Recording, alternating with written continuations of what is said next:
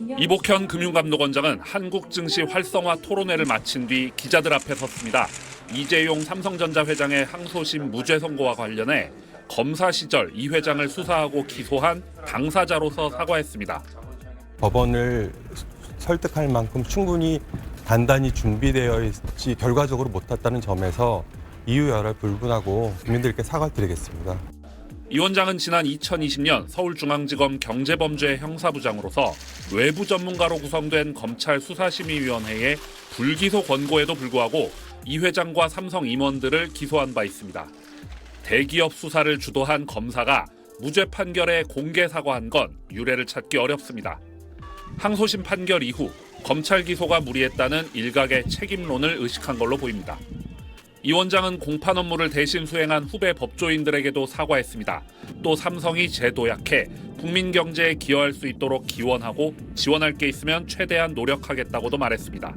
이 원장은 다만 1996년 에버랜드 전환 사채 발행부터 2015년 삼성물산과 제일모직의 합병에 이르는 삼성그룹 경영권 승계 과정이 주주가치 보호 측면 등에서 바람직하지 못했다는 생각은 분명히 밝혔습니다. 다양한 특수거래에 있어서의 이제 주주가치 보호 실패 사례 등을 막기 위해서는 법 해석에 의지하기보다는 이제는 입법적으로 다양한 법령 개정이 불가피하다는 것들이 오히려 좀 자명해진 게 아닌가 싶고, 이 원장이 언급한 자본시장법 개정안엔 회사 합병이나 분할 때 이사회가 주주이익 보호를 위해 노력해야 한다는 내용이 명시돼 있습니다. 서울중앙지검 수사팀은 이재용 회장 무죄 선고를 대법원에 상고할지 여부를 판단하기 위해 외부 전문가로 구성된 상고심의위원회의 심의를 요청했습니다. 상고 기한은 오는 10일까지입니다.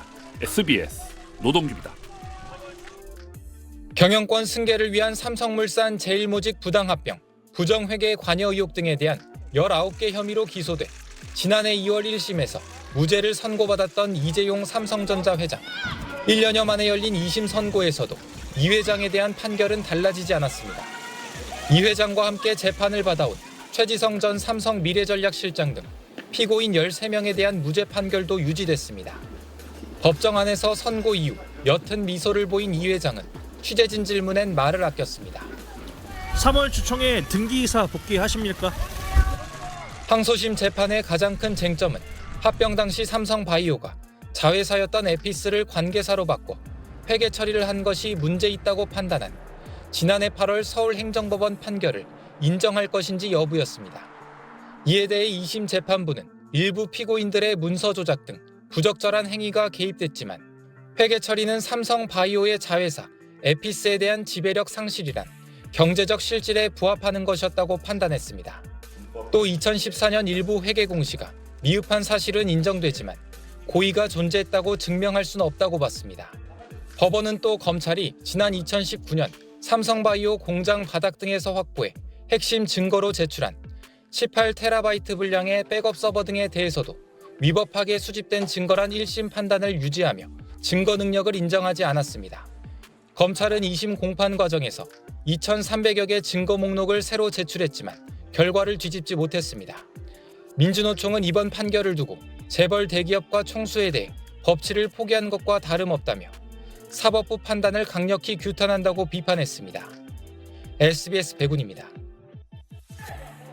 서울중앙지법은 계열사 불법 합병과 회계부정 의혹으로 재판에 넘겨진 이재용 삼성전자 회장과 최지성 삼성그룹 전 미래전략실장 등 14명에 대해 모두 무죄를 선고했습니다.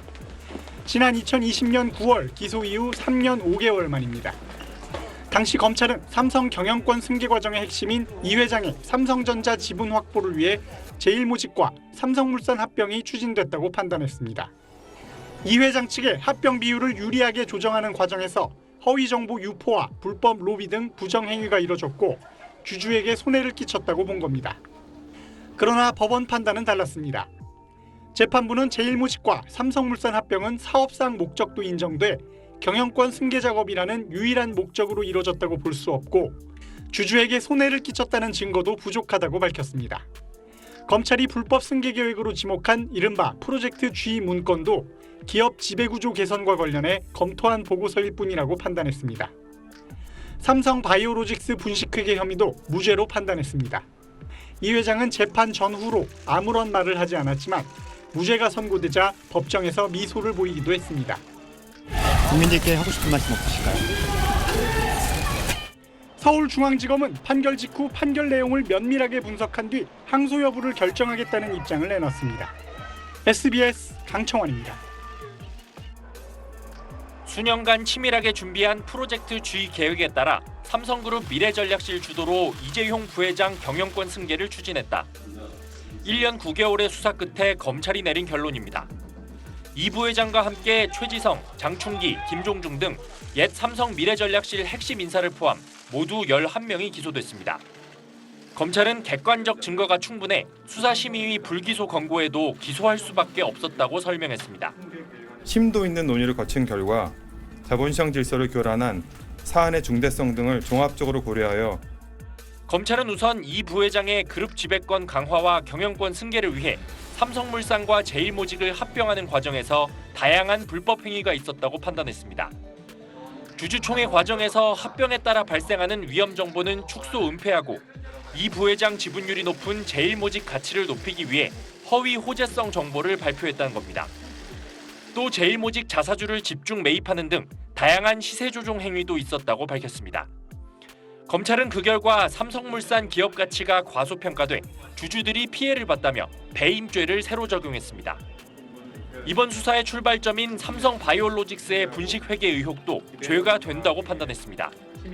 허위 공시, 불법적 회계 기준 변경 등을 통해 제일모직 자회사였던 삼성바이오 가치를 높이고 불공정 합병 논란을 잠재웠다는 겁니다. 이에 대해 삼성 변호인단은 처음부터 기소를 목표로 수사가 진행됐다며 검찰의 일방적 주장을 재판에서 반박하겠다고 밝혔습니다. SBS 원종진입니다. 표결에 참여한 수사심의위원 13명 가운데 10명이 이재용 부회장에 대한 수사 중단과 불기소 의견을 냈습니다. 기소와 불기소가 팽팽할 거란 예상과 달리 한쪽으로 쏠린 겁니다.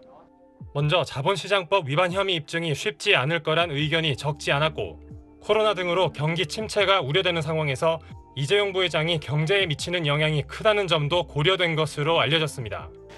법원이 구속영장을 기각한 데 이어 수사심의위 결정까지 불리하게 나오면서 검찰의 고민이 만만치 않습니다. 만약 심의위 의견대로 사건을 재판에 넘기지 않을 경우 1년 반 이상 무리한 수사를 해왔다는 점을 자인하는 셈이 됩니다. 이와 반대로 사건을 기소할 경우 수사심의위의 결과를 따르지 않는 첫 사례가 되는데 검찰 스스로 만든 제도를 무력화했다는 비판을 피하기 어려워 보입니다. 참여연대와 경실련은 심의위가 삼성의 손을 들어준 데 대해 유감을 표시했고 민주당 노웅래 박용진 의원은 검찰의 기소를 촉구했습니다. 검찰은 수사 결과와 심의위 의견을 종합해 최종 처분을 검토할 거라고만 밝혔습니다. 그동안 수사심의 결정이 나면 일주일 안에 사건을 모두 처리했지만 이번엔 그보다 시간이 더 걸릴 거란 전망이 나오고 있습니다. SBS 배준우입니다.